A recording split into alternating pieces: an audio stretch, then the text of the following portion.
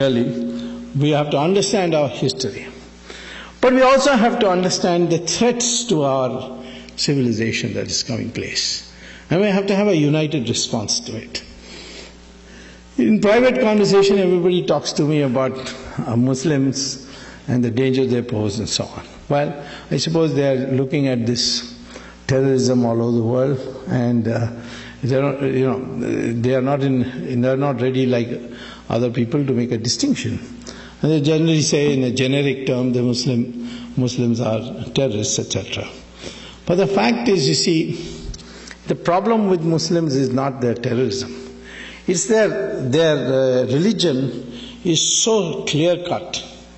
And in a sense we should admire it because they know their mind. We Hindus are the people who don't know their mind. It's like Arjuna sitting in the middle of Mahabharata, in Kurukshetra, saying, "Shall I kill my brother? Shall I not kill my brother?" Or when Karna was down repairing his chariot, and he said, "Shall I kill him now? Is it proper for a Kshatriya to kill him?" Krishna had to tell him each time that he has to do it. So this nagging doubts, the Indians have all kinds of nagging doubts. Whereas the Muslim is very clear-minded. And Muhammad told them the world is in three parts. And the Muslim behavior must be different for each of those parts. First part, he said, is Darul Islam. Darul Islam is where the Muslims are in power. They are in majority, they are in power. And he says there should be no allowance, accommodation for any other religion. So either they must convert or be killed. It's as specific as that in the Sirah and Hadith. So in most of these countries where the Muslims are in power, you can see a total intolerance to the minorities. In Saudi Arabia, we have so many Hindu workers there. Can they celebrate Diwali in Saudi Arabia? No. Can they build a Hindu temple like you are able to build here in the United States? No. Can you even carry the picture of Ramchandra ji in your pocket when you go to work? No. And there are penal offenses if you do it. You can't even have Satyanarayan Puja inside your own house. Now, this is the position of Muslims when they are in majority. When they are in minority, as in India, they are demanding mosques, they are demanding their right to read namaz, the Friday holiday, etc. It's a separate code for marriage, and so on. So what the Muslims demand as a minority, they will not accept to give when they are in the majority. So that's you may not like this point of view, but there's clarity in that mind. And so Muhammad says that when you are in majority, you are not to tolerate any other religion. You must wipe it out. Second is that where the Muslims are not in majority, there Muhammad divided the world into two parts. And that is, first part is, which he called as Darul Harab. Darul Harab is where the Muslims are in a sizable minority and the majority is divided. The majority is confused, like we are today, like we Hindus are today. There Muhammad says that the job of the Muslims is to go on demanding more and more concessions by acting collectively and ultimately reach a point where they are able to transform that the society into a Darul Islam, from Darul Harab to Darul Islam. So when you look at the laboratory experimentation of this, of selecting, looking for evidence, you see this very clearly. Take Kashmir. Kashmir is, the valley at least is a majority Muslim area. See what has happened to the minorities there. 500,000 Kashmiri Pandits have been driven out. All the temples have been destroyed to the extent that they can, where it's not protected by central police. And Hindus have hardly any rights. They are discriminated against They are threatened.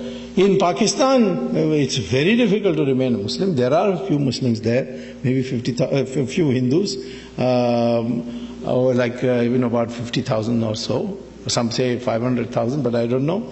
But those who come from there tell horrible stories of what happens to them.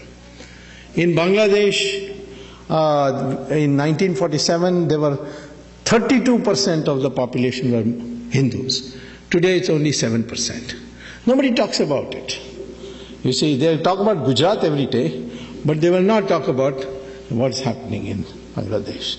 And it's not only states and countries. Even districts you will see this. If you go to, say, Mau in Uttar Pradesh, you can see it. Even you go to Kerala, in Malappuram, the Hindus are living there in utter fear. And they invited me recently to address a meeting, and I did go. And there I found that even though there's no such provision for such a law, and it's illegal to advocate it, Muslims have laid down a rule there that if any Hindu wants to sell a property in Malappuram, he has to sell it to another Muslim. So this is, you can see in a district. Even smaller you go down to Tamil Nadu. Total population of Muslims in Tamil Nadu is 5%. In one area near Vellore, it's called Mel Visharam, there is a town panchayat. In the town panchayat there is 75% Muslim. And the local body's election, they come to power in the administration of that town panchayat. And they will not give any amenities of the town panchayat to these Hindu areas until they agree to convert. So they make it a condition. You convert, we'll give it to you. Otherwise, we'll not give you. I went there and I saw myself what was happening. So I went to the court and got a court order. And now, of course, the matter is rectified. But I can't do this on a micro basis. I did it as an example, but this is what's happening. This is the mindset of the Muslim. And finally, Muhammad says, if you are in a minority and the majority is united, then Muhammad says, surrender and don't argue with the minority. And that's what we see in countries where the majority is united. Australia, one day, Imam said that, I can't, it's intolerable to have a uniform civil code with the Christians in Australia. We need our own Sharia. And I appealed to the Prime Minister to give us Sharia. So Prime Minister was a lady, the next day said, if you want Sharia, my recommendation to you is to go and find another country, because in Australia we are not going to give you a separate code. You will have only a uniform civil code. Now, immediately the following day, all the Muslim organizations passed a resolution saying that this Imam is an idiot or is an imbecile, he doesn't represent us. We are very happy with uniform civil code. So in Australia, the Muslims will accept uniform civil code, but not in India. And this, in the United States also, you can't have a separate, although there are heavy efforts going on. So where the majority is united, the Muslim population is advised by Sirah and Hadith to cooperate, collaborate, capitulate to the majority. And I think there's a lesson for us in that unity. What is the problem today in India? There are all the time an accusation that politicians are, appeasing the minority, they are appeasing them to get votes, it's vote bank politics, so on. Well, I have talked to those politicians, like Maulam Singh, and I told him, what is it that you're doing? So he said, well, I can't get elected unless the Muslims vote for me.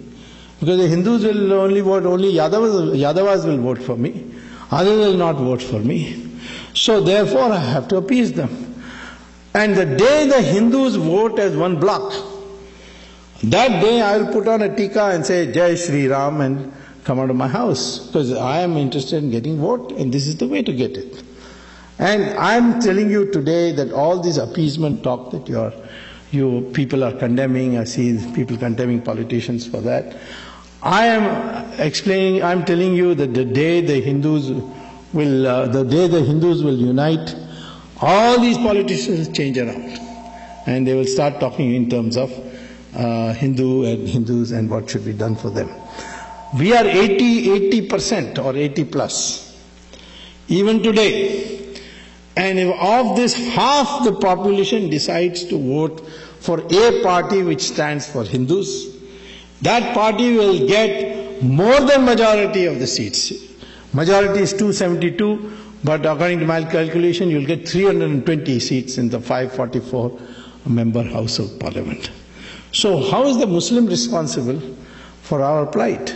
It is we, for lack of unity, for lack of ability to vote, at least once, twice, as Hindus, and say that we, for the sake of protection of our civilization, we are going to vote for a party which will